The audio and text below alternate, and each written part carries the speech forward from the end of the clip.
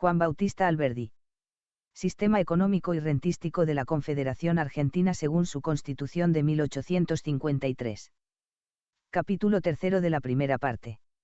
Escollos y peligros a que están expuestas las libertades protectoras de la producción. Artículo 1. De cómo las garantías económicas de la Constitución pueden ser derogadas por las leyes que se diesen para organizar su ejercicio. Estos peligros y escollos de la libertad constitucional en materia económica residen en las leyes orgánicas reglamentarias de su ejercicio. Son orgánicas de la Constitución, tanto las leyes que se dieren después de ella para ponerla en ejercicio, como las anteriores a su sanción. Unas y otras serán respectivamente objeto de 2 artículos en que será dividido este capítulo 3. Primer parágrafo. La libertad declarada no es la libertad puesta en obra. Consignar la libertad económica en la Constitución es apenas escribirla, es declararla como principio y nada más, trasladarla de allí a las leyes orgánicas, a los decretos, reglamentos y ordenanzas de la administración práctica, es ponerla en ejecución, y no hay más medio de convertir la libertad escrita en libertad de hecho. Ninguna Constitución se basta a sí misma, ninguna se ejecuta por sí sola. Generalmente es un simple código de los principios que deben ser bases de otras leyes destinadas a poner en ejecución esos principios. A este propósito ha dicho Roussy, con su profunda razón habitual, que las disposiciones de una Constitución son otras tantas cabezas de capítulos del derecho administrativo. Nuestra Constitución misma reconoce esta distinción. Los principios, garantías y derechos reconocidos, dice el artículo 28, no podrán ser alterados por leyes que reglamenten su ejercicio. El artículo 64, inciso 28, da al Congreso el poder de hacer todas las leyes y reglamentos que sean convenientes para poner en ejercicio los poderes concedidos por la Constitución al Gobierno de la Confederación Argentina. Según esto, poseer la libertad económica escrita en la Constitución, es adquisición preciosa sin la menor duda, pero es tener la idea, no el hecho, la semilla, no el árbol de la libertad. La libertad adquiere cuerpo y vida desde que entra en el terreno de las leyes orgánicas, es decir, de las leyes de acción y de ejecución, de las leyes que hacen lo que la Constitución dice o declara solamente. A los tiranos se imputa de ordinario la causa de que la libertad escrita en la Constitución no descienda a los hechos. Mucha parte tendrán en ello, pero conviene no olvidar que la peor tiranía es la que reside en nuestros hábitos de opresión económica, robustecidos por 3 siglos de existencia, en los errores económicos, que nos vienen por herencia de 8 generaciones consecutivas, y, sobre todo en nuestras leyes políticas, administrativas y civiles, anteriores a la Revolución de América, que son simples medios orgánicos de poner en ejercicio los principios de nuestro antiguo sistema de gobierno colonial. Calificado por la ciencia actual como la expresión más completa del sistema prohibitivo y restrictivo en economía política. Somos la obra de esos antecedentes reales, no de las proclamas escritas de la Revolución. Esas costumbres, esas nociones, esas leyes, son armas de opresión que todavía existen y que harán renacer la tiranía económica porque han sido hechas justamente para consolidarla y sostenerla. Es necesario destruirlas y reemplazarlas por hábitos, nociones y leyes, que sean otros tantos medios de poner en ejecución la libertad proclamada en materias económicas. Cambiar el derecho de los virreyes, es desarmar a los tiranos, y no hay más medio de acabar con ellos. El tirano es la obra, no la causa de la tiranía. Nuestra tiranía económica es obra de nuestra legislación de Carlos V y Felipe II, vigente en nuestros instintos y prácticas, a despecho de nuestras brillantes declaraciones de principios. Mientras dejéis que nuestros gobernadores y presidentes republicanos administren los intereses económicos de la República según las leyes y ordenanzas que debemos a aquellos furibundos enemigos de la libertad de comercio y de industria, que resultará en la verdad de los hechos. Que tendremos el sistema colonial en materias económicas, viviendo de hecho al lado de la libertad escrita en la Constitución republicana. En efecto, todas las libertades económicas de la Constitución pueden ser anuladas y quedar reducidas a doradas decepciones, con solo dejar en pie una gran parte de nuestras viejas leyes económicas, y promulgar otras nuevas que en lugar de ser conformes a los nuevos principios, sean conformes a nuestros viejos hábitos rentísticos y fiscales, de ordinario más fuertes que nuestros principios. Segundo parágrafo. El peligro de inconsecuencia viene de la educación colonial y de la Constitución misma. Este peligro tiene 2 fuentes: primero, nuestra primitiva contextura económica, nuestra complexión de colonia, esencialmente exclusiva en materia de comercio y de industria. Segundo, el modo reservado con que nuestra Constitución ha declarado las libertades que interesan a la riqueza. Encarnado en nuestras nociones y hábitos tradicionales, el sistema prohibitivo nos arrastra involuntariamente a derogar por la ley, por el decreto, por el reglamento, las libertades que aceptamos por la Constitución. Caemos en esta inconsecuencia, de que es testigo el extranjero, sin darnos cuenta de ella. Nos creemos secuaces y poseedores de la libertad económica, porque la vemos escrita en la Constitución, pero al ponerla en ejercicio, restablecemos el antiguo régimen en ordenanzas que tomamos de él por ser las únicas que conocemos, y derogamos así el régimen moderno con la mejor intención de organizado. Y si algún reproche se levanta en el fondo de nuestra conciencia de republicanos por esta inconsecuencia respecto al nuevo régimen, no falta una escuela económica que en nombre del socialismo nos absuelve y justifica de esta restauración del sistema prohibitivo con máscara de libertad y civilización, lo cual forma un tercer escollo contra la libertad apetecida. Veamos cómo la Constitución contribuye a facilitar su reproducción, sujetando el ejercicio de las libertades económicas que proclama a las condiciones de la ley orgánica existente o posible, vieja o nueva, ella no distingue. La libertad de industria, el derecho al trabajo, la libertad o derecho de navegación y comercio, de petición, de locomoción y tránsito, de imprimir y publicar, de usar y disponer de lo suyo, de asociación, de culto, de enseñanza y aprendizaje, estas preciosas y estupendas libertades, como son concedidas por la Constitución argentina. Conforme a las leyes que reglamenten su ejercicio, dice el artículo 14. La propiedad también es sometida a las condiciones de la ley. Por el artículo 17 nadie puede ser privado de ella sino en virtud de sentencia fundada en ley.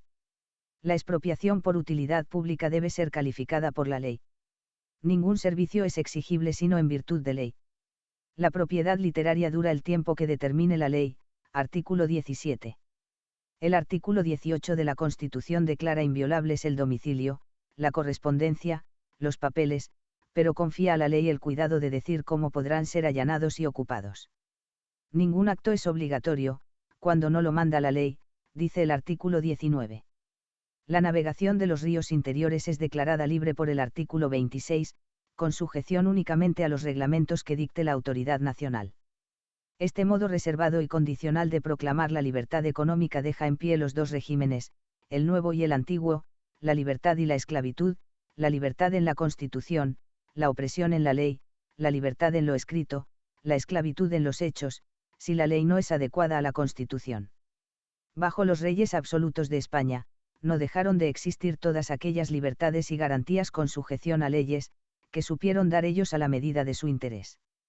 La persona, la libertad, la propiedad resplandecen como derechos sagrados en las palabras de más de un código antiguo español de los que aún rigen entre nosotros. ¿Qué inconveniente podía traer esto al absolutismo político desde que la libertad se concedía en la medida demarcada por la ley o voluntad del soberano? Así se dio el nombre de libertad de comercio a la habilitación hecha a mediados del siglo XVIII, de muchos puertos de España para comerciar con muchos puertos de América, excluyendo siempre al extranjero del goce de esa libertad privilegiada. Esa franquicia era una libertad, comparada con el régimen que la había precedido. La España, no contenta con excluir a todas las naciones del comercio de América, excluyó de él a sus propios puertos, dando a Sevilla únicamente el permiso de despachar mercaderías para las Indias de Occidente. Ese sistema de un puerto único duró 2 siglos, desde 1573 hasta 1765, hasta el establecimiento del sistema que se llamó de libertad, porque se habían aligerado las cadenas dentro de la cárcel. Conceder la libertad según la ley, es dejar la libertad al arbitrio del legislador, que tiene el poder de restringirla o extenderla. En poder de la buena intención, este régimen puede convenir al ejercicio de la libertad política, pero ni con buena, ni con mala intención puede convenir jamás al ejercicio de la libertad económica, siempre inofensiva al orden, y llamada, como he dicho en otra parte, a nutrir y educar a las otras libertades. No participo del fanatismo inexperimentado, cuando no hipócrita, que pide libertades políticas a manos llenas para pueblos que solo saben emplearlas en crear sus propios tiranos. Pero deseo ilimitadas y abundantísimas para nuestros pueblos las libertades civiles, a cuyo número pertenecen las libertades económicas, de adquirir, enajenar, trabajar, navegar, comerciar, transitar y ejercer toda industria. Estas libertades, comunes a ciudadanos y extranjeros, por los artículos 14 y 20 de la Constitución, son las llamadas a poblar, enriquecer y civilizar estos países, no las libertades políticas, instrumento de inquietud y de ambición en nuestras manos, nunca apetecidas ni útiles al extranjero, que viene entre nosotros buscando bienestar, familia, dignidad y paz. Es felicidad que las libertades más fecundas sean las más practicables, sobre todo por ser las accesibles al extranjero que ya viene educado en su ejercicio. Por este método de ser libre con permiso de la ley, el derecho constitucional de la América antes española ha dado a luz, en economía sobre todo, millares de leyes y ordenanzas del tipo de la conocida Ley de Fígaro, según la cual se había establecido en Madrid la libertad de escribir a ejemplo de su libertad de comerciar. Se ha establecido en Madrid, dice jocosamente Beaumarchais, un sistema de libertad que se extiende aún a la prensa, en cuya virtud, con tal que no se hable en sus escritos de la autoridad, ni del culto, ni de la política, ni de la moral, ni de los empleados públicos, ni de las corporaciones, ni de la ópera, ni de los otros espectáculos, ni de personas que se refiera a cosa alguna, se puede imprimir todo libremente, bajo la inspección de 3 censores. No en broma sino muy seriamente dijeron sus leyes coloniales de libertad de comercio, con tal que la mercancía sea española y no de otra parte, que salga del puerto español habilitado por ley, y vaya a puerto americano legalmente habilitado, que vaya en navío habilitado especialmente, y a cargo de persona habilitada para ese tráfico, previa información de sangre, conducta, creencias, etc., es libre el comercio de América, según las leyes. Emancipada la América, sus constituciones han declarado la libertad de comercio con arreglo a las leyes, pero como su legislación comercial y fiscal ha continuado la misma que antes, la libertad de comercio proclamada por la República ha venido a quedar organizada de este modo, con tal que ningún buque venido de afuera deje de pagar derechos de faro, derechos de puerto, derechos de anclaje, derechos de muelle, aunque no haya muelle, que no traiga mercaderías prohibidas o estancadas, que dichas mercaderías se desembarquen por los trámites de la ley y paguen los derechos de aduana, de almacenaje, de depósito o de tránsito, que nadie abra casa de trato sin pagar patente, bajo pena de cerrársela, o bien sea de confiscarse su libertad constitucional, que todo traficante interior pague el derecho de andar por caminos que no son caminos, que todo documento de crédito, para ser creído, se firme en papel sellado, que ningún comerciante entre ni salga sin pasaporte, ninguna mercancía sin guía, el comercio es libre por la Constitución, según las leyes. Mientras la libertad económica se conceda de ese modo en Sudamérica, no pasará de una libertad de parada o simple ostentación. Siempre que las constituciones rijan según la ley, y la ley sea la misma que antes de la Revolución de Libertad, quiere decir que seremos libres como cuando éramos esclavos, libres en general, y esclavos en particular, libres por principios generales, esclavos por leyes excepcionales, libres por mayor, y colonos por menor. Importa traer la libertad, es decir, la revolución, o mejor dicho la reforma al derecho orgánico, en que todavía subsiste el gobierno de los reyes de España. Repito que hablo de la libertad económica, y tanto como de mi país de toda la América del Sur en este punto. Importa, sobre todo, tener siempre a la vista el peligro de anular todas y cada una de las libertades económicas de la Constitución por leyes reglamentarias de su ejercicio. Y cómo esas libertades tienen por objeto y rol social poblar, pacificar, enriquecer, y mejorar la condición material y moral de nuestro pueblo escaso y atrasado, se sigue que toda ley derogatoria de esas libertades, en el todo o en parte, es un ataque a la prosperidad real y verdadera de la República, a su riqueza, a su bienestar, es decir, a las miras altas y generosas de la Constitución, declaradas en su preámbulo. Tercer parágrafo, ejemplos del medio de derogar la Constitución por las leyes orgánicas. Cómo la garantía constitucional de la propiedad puede ser alterada por el Código Civil. Señalemos algunos ejemplos del modo como pueden ser derogadas las libertades y garantías económicas de la Constitución por disposiciones del derecho orgánico y reglamentario. En los dominios del derecho orgánico están comprendidos el derecho administrativo, el derecho civil, el derecho comercial, el derecho penal y de procedimientos, los reglamentos de administración general y de policía en todo género. En todos estos ramos pueden ocurrir disposiciones capaces de comprometer la Constitución en sus garantías más preciosas y la riqueza en sus orígenes más fecundos. Veamos cómo. La propiedad, como garantía de la Constitución, tiene su grande y extensa organización en el derecho civil, que casi tiene por único objeto reglar la adquisición, conservación y transmisión de la propiedad o, como en él se dice, de las cosas o bienes. Como derecho orgánico de la Constitución, el derecho civil debe ser estrictamente ajustado a las miras de la Constitución en la parte económica, que es la que aquí nos ocupa. De otro modo, el derecho civil puede ser un medio de alterar el derecho constitucional en sus garantías protectoras de la riqueza. Le bastará para esto conservar su contextura feudal y monarquista sobre la organización civil de la familia, sobre el modo de adquirir y transmitir el dominio, y de obligar el trabajo o los bienes por contratos. El derecho civil, como organización de la propiedad, abraza a la industria en sus tres grandes ramos: agricultura, industria fabril y comercio. El comercio, industria moderna, desconocida de los romanos, de quienes hemos copiado su derecho civil, se hallaba débilmente legislado en este, y ha sido preciso suplementarlo por un ramo especial que se ha llamado derecho comercial, conocido en todas las legislaciones de esta época. Este solo hecho demuestra la insuficiencia de nuestro derecho civil como organización de la propiedad y de la riqueza privada, que es esencialmente industrial en este siglo, al revés de lo que sucedía cuando la formación del derecho civil romano, imitado por el nuestro, en que la industria era nula y la riqueza simplemente territorial. Igual complemento necesita en los otros ramos la industria, o, mejor dicho, todas las industrias, como medio de producción o adquisición, deben ser regladas por las disposiciones de nuestro derecho civil, que aspire a satisfacer las necesidades de esta época previstas por la Constitución argentina.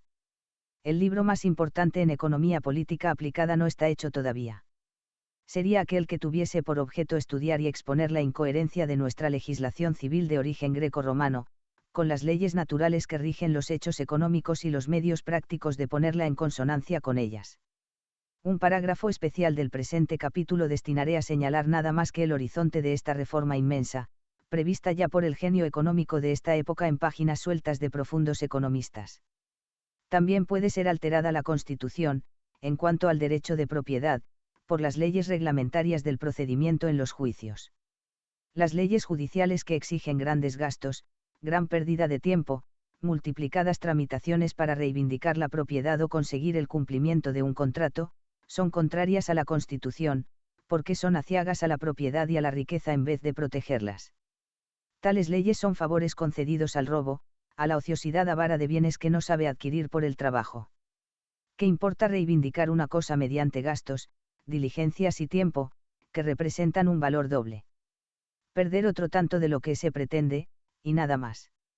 El enjuiciamiento expeditivo que se debe a la inspiración del comercio es el tipo del que conviene a esta época industrial en que el tiempo y la atención son especies metálicas. La confiscación de la propiedad, borrada para siempre del Código Penal argentino por el artículo 17 de la Constitución, puede ser restablecida con solo mantener o renovar las confiscaciones aduaneras llamadas decomisos, así en el comercio terrestre como marítimo. Los bienes que la Constitución prohíbe confiscar, no son los raíces únicamente, poco se conseguiría con ello, si hubiera de quedar en pie la confiscación de bienes muebles, que son el cuerpo de la riqueza moderna. La confiscación aduanera es el azote con que Carlos V y Felipe II persiguieron y asolaron desde su origen el comercio de América y de España. Conservar la confiscación en las leyes de aduana es peor que mantenerla contra la propiedad raíz, menos importante para la riqueza de estos países que el desarrollo de la prosperidad comercial. El embargo temporal puesto al ejercicio del derecho de propiedad es otro modo hipócrita de conservar la confiscación abolida por la Constitución. Desde los romanos hasta hoy, el derecho de propiedad comprendió siempre el de usar y disponer de ella, artículo 14 de la Constitución. Según esto, embargar o embarazar el uso de la propiedad, es confiscarla, confiscación relativa, confiscación transitoria, pero verdadera confiscación. Hablo de embargos penales y fiscales, pues ni la expropiación, ni el embargo judicial entre particulares participan de la confiscación considerada en su naturaleza penal. No basta que las contribuciones, que los auxilios, que los socorros forzosos solo puedan exigirse en virtud de ley. Es preciso que esta ley en ningún caso tenga el poder de exigir contribución, auxilio ni socorro, que no tengan por causa la estricta necesidad de atender a gastos legítimos del Estado, o una causa de enajenación perteneciente al derecho civil. De otro modo, toda contribución innecesaria, todo auxilio y todo servicio ajenos de conocida utilidad para el país, aunque sean exigidos en virtud de ley, no serán más que ataques que la ley haga a la Constitución en su artículo 17, y a la riqueza en su más precioso estímulo. La propiedad puede ser atacada por toda ley industrial que coarte o restrinja el derecho de usar y de disponer de ella, asegurado por el artículo 14 de la Constitución. Este derecho de usar y disponer de su propiedad, como acaba de verse, no es diferente, separado del dominio que por el derecho romano y español se ha definido siempre. El derecho es una cosa del cual nace la facultad de disponer de ella.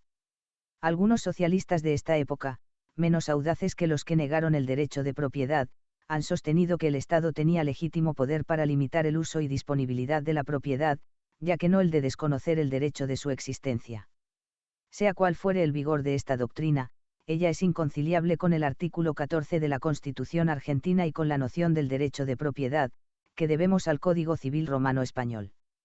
Según esto, las leyes suntuarias o prohibitivas del lujo, sea en vestidos, en coches, en edificios, en consumos, las leyes que prohíben a la generalidad de los habitantes, emplear su capital en tal o cual industria, fabricar tal o cual manufactura, plantar y cultivar tal o cual producción agrícola, son opuestas a la Constitución en los artículos 14 y 17, que garantizan el derecho de propiedad con la facultad esencial de usar y disponer de ella. Si no fuese así, no tendríamos razón para quejarnos de las leyes de Felipe II, que organizan el taller del obrero lo mismo que el traje de los habitantes.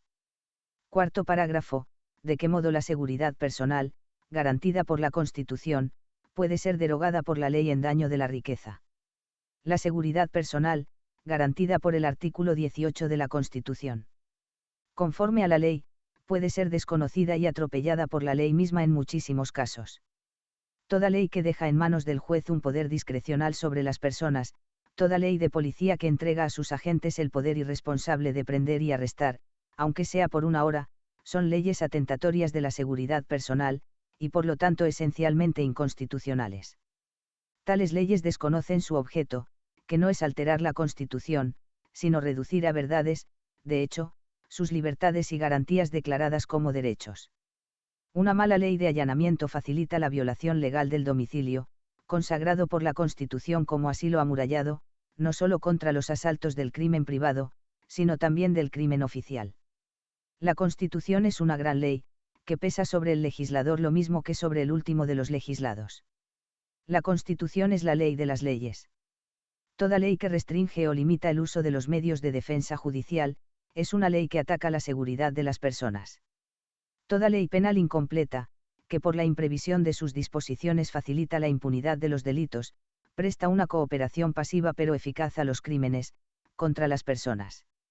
Las leyes contrarias a la seguridad personal lo son igualmente a la riqueza, que, consistiendo en esta época de industria en bienes muebles principalmente, los cuales son producto del trabajo directo o indirecto del hombre, todo embarazo a la persona es un obstáculo puesto a la producción. Quinto parágrafo, de los infinitos medios como la libertad económica puede ser derogada por la ley orgánica. La libertad económica es de todas las garantías constitucionales la más expuesta a los atropellamientos de la ley. Se pueden llamar económicas, la libertad de comercio y de navegación, el derecho al trabajo, la libertad de locomoción y de tránsito, la de usar y disponer de su propiedad, la de asociarse, consagradas por los artículos 10, 11, 12 y 14 de la Constitución. El goce de estas libertades es concedido por la Constitución a todos los habitantes de la Confederación, son las palabras de su artículo 14. Concederlas a todos, quiere decir concederlas a cada uno, porque si se entendiese por todos, el Estado que consta del conjunto de todos los habitantes, en vez de ser libertades serían monopolios del Estado los derechos consagrados por el artículo 14. Toda libertad que se apropia el Estado, excluyendo a los particulares de su ejercicio y goce, constituye un monopolio o un estanco, en el cual es violado el artículo 14 de la Constitución, aunque sea una ley la creadora de ese monopolio atentatorio de la libertad constitucional y de la riqueza. La ley no puede retirar a ninguno los derechos que la Constitución concede a todos. La libertad de comercio y de navegación puede ser atacada por leyes de derecho comercial y marítimo, que establezcan matrículas o gremios para el ejercicio de esta industria, por leyes que vinculen al estado político de las personas, como hace el Código de Comercio español, la práctica del comercio, por leyes que pongan en almoneda el derecho de ejercer determinados negocios esencialmente comerciales, como el de abrir ventas al martillo, por leyes que establezcan los derechos llamados diferenciales, que no son más que monopolios disfrazados, por leyes fiscales de patentes, aduanas, tránsito, peaje y cabotaje, puerto, anclaje, muelle, faro y otras contribuciones gravosas sobre la industria comercial. Cuando se dice que la libertad de comercio puede ser atacada por leyes reglamentarias de estos objetos, no se pretende por eso que toda ley que estatuya en esos puntos es dirigida a contrariar la libertad. A veces la libertad misma impone sacrificios transitorios con el interés de extender sus dominios. Tales son los derechos diferenciales que la Confederación Argentina acaba de establecer en favor del comercio directo de la Europa con sus puertos fluviales, abiertos a todas las banderas, justamente con la mira de atraer las poblaciones y los capitales europeos hacia el interior de la América del Sur. Una restricción deja de ser protección retrógrada desde que tiene por objeto convertir en hecho práctico un gran principio de libertad. Los derechos diferenciales aplicados a los sostenedores del monopolio son la libertad que se defiende con la pena del talión. Estas leyes pueden dañar la libertad, creando impuestos que la buena economía aconseja abolir, alzando las tarifas que el buen sentido económico aconseja disminuir en el interés fiscal, por la regla de que más valen muchos pocos que pocos muchos, multiplicando las formalidades y trámites para asegurar la percepción del impuesto aduanero, como si el fisco fuese todo y la libertad nada. Son derogatorias de la libertad de comercio las leyes restrictivas del movimiento de internación y extracción de las monedas, por ser la moneda una mercancía igual a las demás, y porque toda traba opuesta a su libre extracción es la frustración de un cambio, que debía operarse contra otro producto importado del extranjero. Tales leyes son doblemente condenables como iliberales y como absurdas, como contrarias a la Constitución y a la riqueza al mismo tiempo. Sexto parágrafo. Toda ley que da al gobierno el derecho de ejercer exclusivamente industrias declaradas de derecho común, crea un estanco, restablece el coloniaje, ataca la libertad.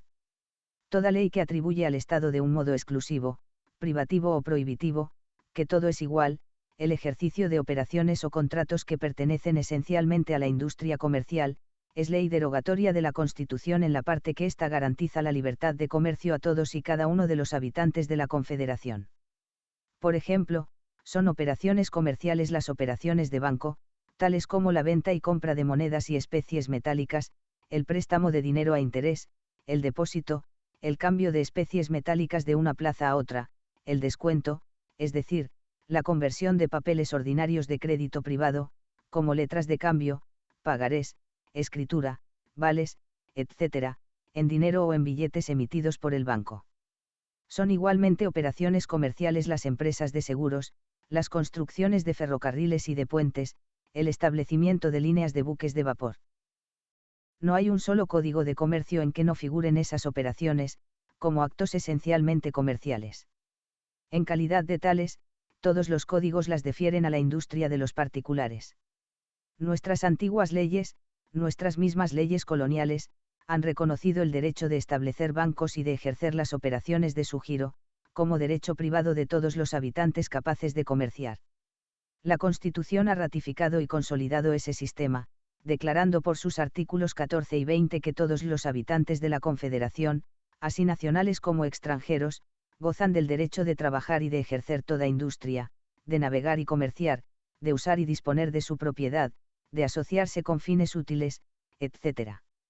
Si tales actos, pues, corresponden y pertenecen a la industria comercial, y esta industria como todas, sin excepción, han sido declaradas derecho fundamental de todos los habitantes, la ley que da al Estado el derecho exclusivo de ejercer las operaciones conocidas por todos los códigos de comercio, como operaciones de banco y como actos de comercio, es una ley que da vuelta a la Constitución de pies a cabeza, y que además invierte y trastorna todas las nociones de gobierno y todos los principios de la sana economía política.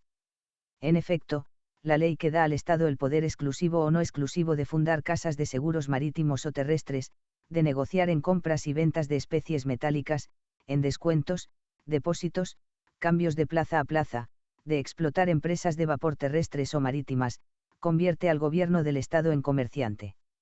El gobierno toma el rol de simple negociante, sus oficinas financieras son casas de comercio en que sus agentes o funcionarios compran y venden, cambian y descuentan, con la mira de procurar alguna ganancia a su patrón, que es el gobierno. Buenos Aires ofrece el ejemplo más sobresaliente que se conozca de este desorden. Allí el banco es una oficina del gobierno. No es como los bancos de Londres, de Francia, de Nueva York, que, como se sabe, pertenecen a particulares. En Buenos Aires el banquero es el gobierno de la provincia, hace todas las funciones de un comerciante, y además hace la moneda que sirve de instrumento obligatorio de los cambios. Ese banco es un barreno perpetuo abierto a sus libertades públicas. En vano se dará constituciones escritas, en vano repetirá sus revoluciones de libertad. Mientras el gobierno tenga el poder de fabricar moneda con simples tiras de papel que nada prometen, ni obligan a reembolso alguno, el poder omnímodo vivirá inalterable como un gusano roedor en el corazón de la Constitución misma. Tal sistema desnaturaliza y falsea por sus bases el del gobierno de la Constitución sancionada y el de la ciencia, pues lo saca de su destino primordial, que se reduce a dar leyes, poder legislativo, a interpretarlas, poder judicial, y a ejecutarlas, poder ejecutivo. Para esto ha sido creado el gobierno del Estado, no para explotar industrias con la mira de obtener un lucro, que es todo el fin de las operaciones industriales. La idea de una industria pública es absurda y falsa en su base económica. La industria en sus tres grandes modos de producción es la agricultura, la fabricación y el comercio, pública o privada, no tiene otras funciones. En cualquiera de ellas que se lance el Estado, tenemos al gobierno de labrador, de fabricante o de mercader, es decir, fuera de su rol esencialmente público y privativo, que es de legislar, juzgar y administrar. El gobierno no ha sido creado para hacer ganancias, sino para hacer justicia, no ha sido creado para hacerse rico, sino para ser el guardián y centinela de los derechos del hombre, el primero de los cuales es el derecho al trabajo, o bien sea la libertad de industria. Un comerciante que tiene un fusil y todo el poder del Estado en una mano, y la mercadería en la otra, es un monstruo devorador de todas las libertades industriales. Ante él todo comercio es imposible, el de los particulares, porque tienen por concurrente al legislador, al tesoro público, la espada de la ley, nada menos, el del Estado mucho menos, porque un gobierno que además de sus ocupaciones de gobierno abre almacenes, negocia en descuentos de letras, en cambios de moneda, emprende caminos, establece líneas de vapor, se hace asegurador de buques, de casas y de vidas, todo con miras de explotación y ganancias, aunque sean para el Estado, y todo eso por conducto de funcionarios comerciales o de comerciantes fiscales y oficiales, ni gobierna, ni gana, ni deja ganar a los particulares. Con razón la Constitución argentina ha prohibido tal sistema, demarcando las funciones esenciales del gobierno, ajenas enteramente a toda idea de industria, y dejando todas las industrias, todo el derecho al trabajo industrial y productor, para el goce de todos y cada uno de los habitantes del país. Séptimo parágrafo, de cómo el derecho al trabajo, declarado por la Constitución, puede ser atacado por la ley. El derecho al trabajo, asegurado a todo habitante de la Confederación por los artículos 14 y 20 de la Constitución, sinónimo de la libertad de industria, según las palabras mismas de la Constitución, puede ser alterado, desconocido o derogado como derecho constitucional decisivo de la riqueza argentina, porque la riqueza no tiene más fuente que el trabajo, por todas las leyes que con pretexto o con motivo de reglamentar y organizar el ejercicio del derecho al trabajo, lo restrinjan y limiten. Hasta volverlo estéril e improductivo. Muchos son los modos en que la ley puede ejercer esta opresión destructora del trabajo libre, que es el único trabajo fecundo.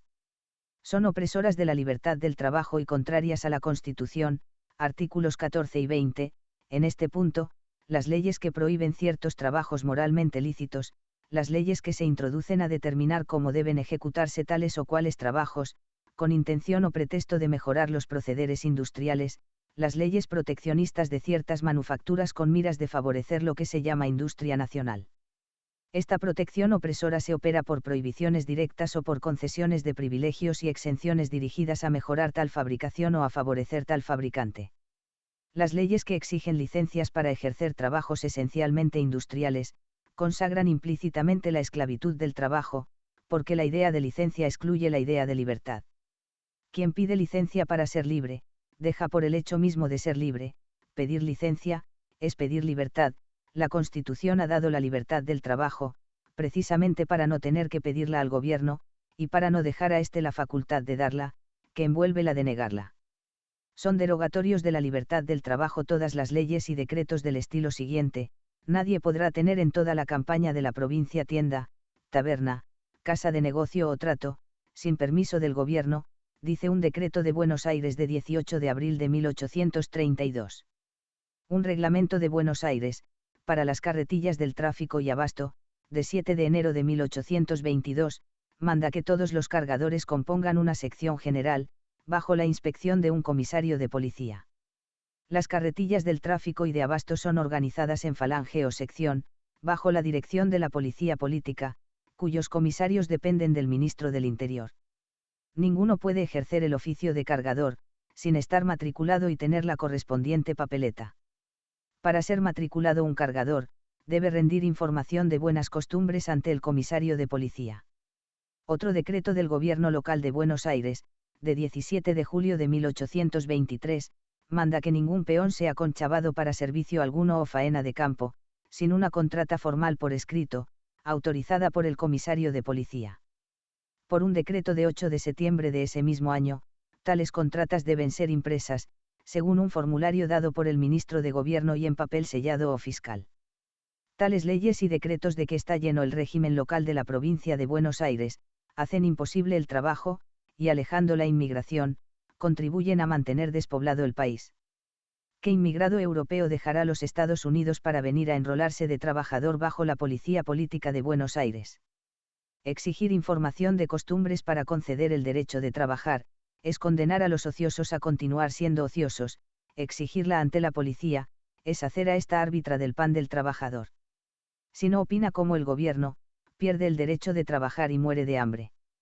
La Constitución Provincial de Buenos Aires, artículo 164, concede la libertad de trabajo en estos términos: la libertad del trabajo, industria y comercio es un derecho de todo habitante del Estado, siempre que no ofenda o perjudique la moral pública.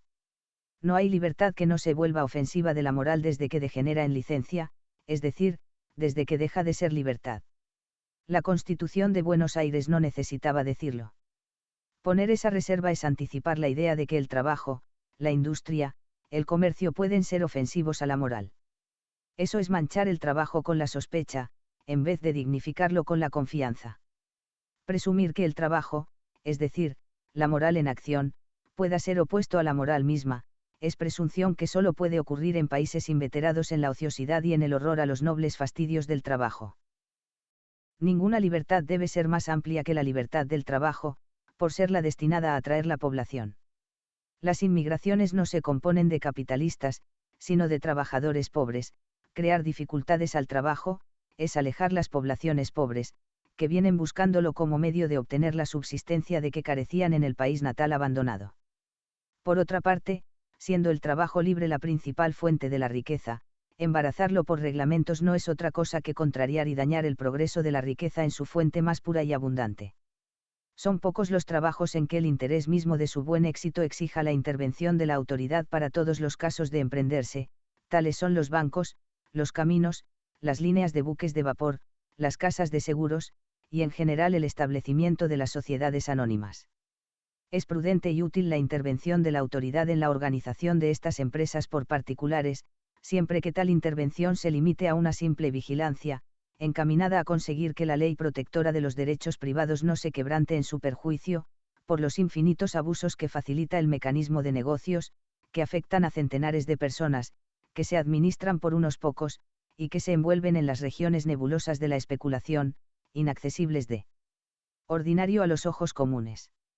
También hay trabajos o industrias que serán siempre objeto de profesiones exclusivas, por el interés que la sociedad en general y los particulares tienen en que la medicina, por ejemplo, la farmacia, la abogacía, la náutica, el cabotaje, la geometría aplicada a las construcciones y mensuras, sean ejercidas por personas investidas de diplomas justificativos de haber hecho los vastos y complicados estudios que su ejercicio inteligente requiere, con la esperanza de un monopolio que sirve a la vez de recompensa y estímulo de largos años de estudios preparatorios, y de garantía general contra los desaciertos de la ignorancia y del empirismo alentados por el cebo de adquisición. Octavo parágrafo. La libertad del trabajo puede ser atacada en nombre de la organización del trabajo. Verdadero sentido de esta palabra alterado por los socialistas. En general puede ser atacada la Constitución en sus libertades sobre la industria por todas las leyes, que, teniendo por objeto lo que la Escuela de Economía Socialista ha llamado organización del trabajo, desconozcan que el trabajo no puede recibir otra organización, o más bien no puede ser organizado por otro medio, que por la legislación civil aplicada a los tres grandes ramos en que el trabajo y la industria se dividen: agricultura, comercio, industria fabril.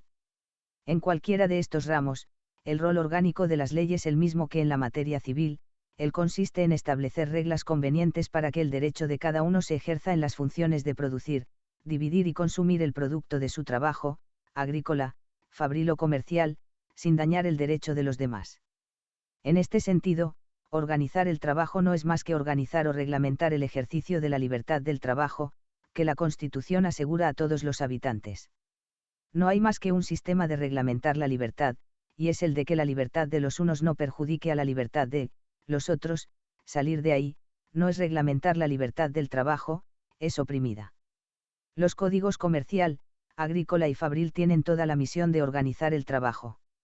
De lo dicho hasta aquí se infiere que la ley puede ser un medio, y el más temible, de derogar las garantías que la Constitución concede a la producción de las riquezas, con motivo o con pretexto de organizar su ejercicio, y que la Constitución misma pone en manos del legislador el pretexto de ejercer este abuso por ignorancia, inconsecuencia o mal espíritu, concediendo todas las libertades económicas que dejamos pasadas en revista, con sujeción a la ley en lo tocante a su ejercicio. Noveno parágrafo. Porque la Constitución sujetó a la ley el ejercicio de los derechos económicos. Ni la Constitución argentina ni ninguna otra habría sido capaz de evitar este escollo, concediendo la libertad sin sujeción ni referencia a la ley. Este medio era imposible, porque, como hemos dicho arriba, ninguna Constitución se realiza por sus propias disposiciones y sin el auxilio de la ley reglamentaria u orgánica de los medios de ejecución. Si una Constitución se bastase a sí propia, no habría necesidad de otra ley que ella, y toda la legislación civil y penal carecería de objeto. Era inevitable dejar a la ley el cuidado de hacer efectiva la libertad económica declarada por la Constitución, cualquiera que fuese el peligro. Este defecto no es de la Constitución argentina, sino de toda legislación humana. Lo que debió hacer la Constitución en este punto lo hizo, y fue dar el antídoto, el contraveneno, la garantía para que el poder dado a la ley de hacer efectiva la Constitución, no degenerase en el poder de derogarla con el pretexto de cumplirla. En este punto la Constitución argentina excedió a todas las conocidas de Sudamérica, por la seguridad que dio al derecho privado contra el abuso del más temible poder, que es el poder del legislador. En efecto, la Constitución argentina, como todas las conocidas en este mundo, vio el escollo de las libertades, no en el abuso de los particulares tanto como en el abuso del poder. Por eso fue que antes de crear los poderes públicos, trazó en su primera parte los principios que debían servir de límites de esos poderes. Primero construyó la medida, y después el poder. En ello tuvo por objeto limitar. No a uno sino a los tres poderes, y de ese modo el poder del legislador y de la ley quedaron tan limitados como el del Ejecutivo mismo. Veamos los medios de que la Constitución se valió para conseguir que su obra no fuese destruida por la obra de la ley, que debía ser su intérprete. 10º parágrafo. Garantías de la Constitución contra las derogaciones de la ley orgánica. Base constitucional de toda ley económica. De dos medios se ha servido la Constitución para colocar sus garantías económicas al abrigo de los ataques derogatorios de la ley orgánica. Primero ha declarado los principios que deben ser bases constitucionales y obligatorios de toda ley, después ha repetido para mayor claridad explícita y terminantemente, que no se podrá dar ley que altere o limite esos principios, derechos y garantías con motivo de reglamentar su ejercicio. He aquí sus disposiciones en que se establecen las bases o principios de toda ley económica. La Constitución ha sido dada, según las palabras de su preámbulo, con el objeto de afianzar la justicia, consolidar la paz interior, proveer al bienestar general y asegurar los beneficios de la libertad, para nosotros, para nuestra posteridad y para todos los hombres del mundo que quieran habitar en el suelo argentino. No son estos todos los objetos de la Constitución, sino los objetos económicos. No tengo necesidad de demostrar la intimidad que estos objetos tienen con la economía política, o bien sea con la riqueza nacional. Toda ley que al reglamentar los intereses económicos lleve otros objetos que los que la Constitución tiene en mira, es una ley de falsía y de traición a los propósitos de la ley fundamental. La ley no debe tener otras miras que las de la Constitución. La Constitución designa el fin, la ley construye el medio. Dice la Constitución, hágase esto, y la ley dice, he aquí el medio de hacer eso. y a fin de que la ley no se extravíe en la adopción del medio, la Constitución ha señalado hasta los principios y bases de los medios. A este fin ha consagrado las siguientes disposiciones, que no son sino resultados lógicos de sus miras generales expresadas en el preámbulo: todos los habitantes de la Confederación, dice el artículo 14, gozan de los derechos de trabajar y ejercer toda industria, de navegar y comerciar, de entrar, permanecer, transitar y salir del territorio, de usar y disponer de su propiedad, de asociarse con fines útiles, de profesar libremente su culto, de enseñar y aprender. Esta disposición del artículo 14 traza los fines y límites en que se encierra el poder del legislador, sobre el modo de organizar el ejercicio de la libertad económica. La propiedad es inviolable, dice el artículo 17, ningún habitante de la Confederación puede ser privado de ella. Solo el Congreso puede imponer las contribuciones que señala el artículo 4 de la Constitución. Ningún servicio personal es exigible. Todo autor o inventor es propietario de su obra o invento. La confiscación de bienes queda borrada para siempre. Declarando esto, la Constitución ha querido que estas miras sean las miras de toda ley reglamentaria del ejercicio del derecho de propiedad, y que ellas sirvan de regla y límite de sus disposiciones orgánicas. En favor de la seguridad personal, la Constitución, artículo 18, ha señalado a la ley, como bases y reglas inapelables de su poder reglamentario de esa garantía, las siguientes: ningún habitante puede ser penado sin juicio previo fundado en ley anterior al hecho, ni sacado de sus jueces. Nadie puede ser obligado a declarar contra sí mismo, ni arrestado, sino en virtud de orden escrita de autoridad competente. Es inviolable la defensa judicial. El domicilio es inviolable, lo son también la correspondencia y los papeles.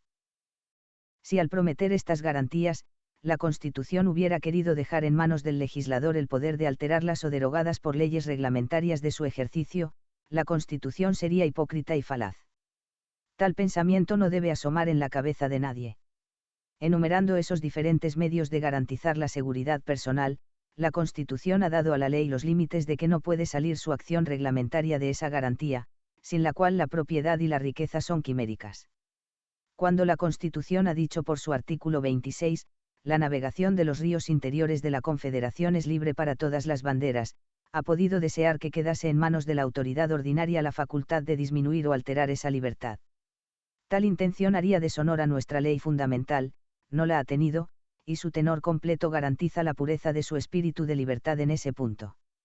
Una navegación libre, conforme a reglamentos opresores, sería la libertad de Fígaro aplicada a los objetos más serios de la legislación argentina, sería traer la comedia al interés de vida o muerte para la República desierta, que debe poblarse al favor de la libre navegación interior.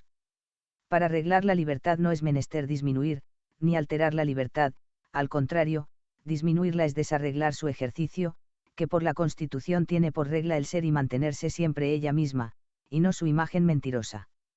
En efecto, para no dejar al legislador la menor duda de que el poder de reglamentar no es el poder de alterar o disminuir la libertad, le ha trazado la siguiente regla, que envuelve toda la teoría fundamental del derecho orgánico y administrativo argentino: los principios, derechos y garantías reconocidos en los anteriores artículos no podrán ser alterados por leyes que reglamenten su ejercicio, artículo 28. Este límite constitucional, trazado al poder del legislador y de la ley, es una grande y poderosa garantía en favor de la libertad y del progreso económico de nuestra República, antes colonia española. Esa limitación era una necesidad fundamental de nuestro progreso. Prohibir esa alteración legislativa, es admitir la posibilidad de su existencia. No podía dejar de admitida una Constitución leal y sincera, que se propone fundar la libertad en un país que ha recibido de manos del mayor despotismo económico su existencia, su organización, sus leyes y sus hábitos de 3 siglos. La Constitución sabía que lo que ha existido por 3 siglos no puede caer por la obra de un decreto. Muchos años serán necesarios para destruirlo. Se puede derogar en un momento una ley escrita, pero no una costumbre arraigada. Un instante es suficiente para derrocar a cañonazos un monumento de siglos, pero toda la pólvora del mundo sería impotente para destruir de un golpe una preocupación general hereditaria. Así la costumbre, es decir, la ley encarnada, la ley animada por el tiempo, es el único medio de derogar la costumbre. Un siglo de libertad económica, por lo menos, será necesario para destruir del todo nuestros 3 siglos de coloniaje monopolista y exclusivo.